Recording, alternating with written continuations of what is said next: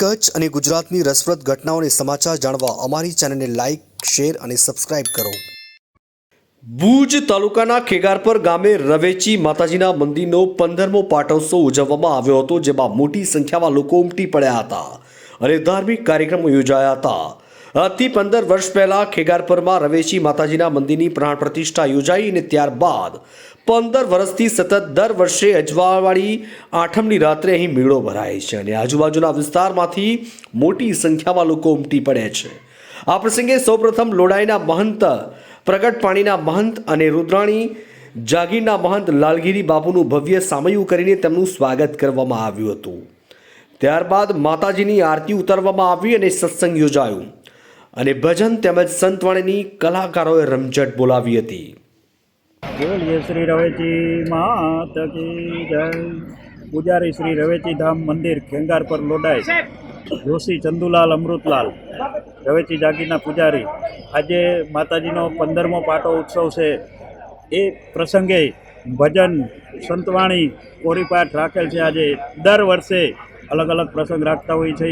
દર આઠમને દિવસે, અંજવાળી આઠમને દિવસે માતાજીના વાઘા ચડે ને માતાજીને જાતર થાય છે. દર મહિનાની અંજવાળી આઠમના દિવસે એવું માં રવેચીમાં બધાને શાંતિ અને શક્તિ આપે, સારા વિચારો આપે એવી એના ચરણોની અંદર હું વિનંતી કરું છું. આયોજનની અંદર પહેલાં કોરીપાઠની અંદર સામયું કરવામાં આવ્યું હતું. મોટા સંતો મહત્વનું જે રુદ્રાણી જાગીરથી પધાર્યા હતા લાલદાસ બાપુ સંત, પછી લોડાઈ જાગીરના ગોપાલ દાદા પધાર્યા હતા, પછી પ્રગટ પાણીથી પધાર્યા હતા દાદા. એ બધા સંતોનું જાગીરનું સ્વાગત કર્યું હતું, સંતો મહંતોનું અને સ્વાગત. પછી આરતી કરી હતી. 6:30 વાગે આરતીનો બધાએ લાભ લીધો. આરતી પછી સત્સંગ કર્યો હતો. પછી સત્સંગ પછી ભરતભાઈ બારોટ, નાના દાદા કાપડીએ ભજન બોલ્યા, સંતવાણી કરી ને ભોજનનું ચાલુ કર્યું હતું. ભજન ને ભોજન બધું રાખેલું હતું સાથે. તો બહુ બધાને આનંદ આવ્યો આજે માતાજીના સાનિધ્યની અંદર. ખેગારપર ગામે આવેલા રવેચી માતાના મંદિરે દાતાઓના સહયોગથી સુવિધાઓનો સતત વિકસાવવામાં આવી રહી છે. અહીં આવતા શ્રદ્ધાળુઓ માટે રોકાણ તથા જમવાની વ્યવસ્થા દાતાઓ દ્વારા પૂરી પાડવામાં આવે છે. મોમાઈ ધામ કે રવેચી ધામ કે રણુજા ધામ જતા યાત્રાળુઓ પણ લોડાઈના રવેચી માતાજીના મંદિરે જરૂર આવે છે અને આ પાટોત્સવ કાર્યક્રમમાં સઘળી વ્યવસ્થા માટે તાલુકા પંચાયતના સભ્ય અનિલભાઈ આહિરે જહેમત ઉઠાવી હતી. મંદિરમાં વ્યવસ્થા અને સુવિધાઓ માટે સૌથી વધારે લોડાઈ અને કેશવનગરના દાતાઓ મદદરૂપ થતા હોવાનું લોડાઈના અગ્રણી વાલાભાઈ આહિરે જણાવ્યું હતું.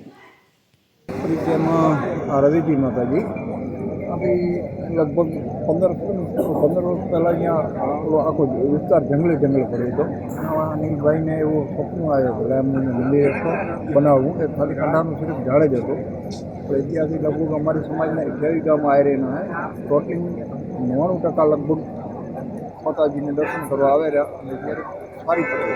કોઈ ત્યાંથી રવેચી જતું હોય, કોઈ મુંબઈમાં જતો, કોઈ ચોટીલા જતો હોય, કોઈ રણુજા જતા પડે. એની રોકાવાની વ્યવસ્થા છે અને બધી જમવાની પણ વ્યવસ્થા સારી છે.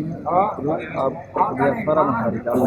આર્થિક તો જે ભાગ્યશાળી જોઈએ ફંડ દેતા હોય, એવો નહીં કે આરોગ્ય દેવાનું, જેની જે શક્તિ પ્રમાણે દેતા હોય. બાકી વધારા પૂરતો ખેંગારપર લોડાઈ અને કેશવનગર એ વધારામાં ભોગવતા હોય.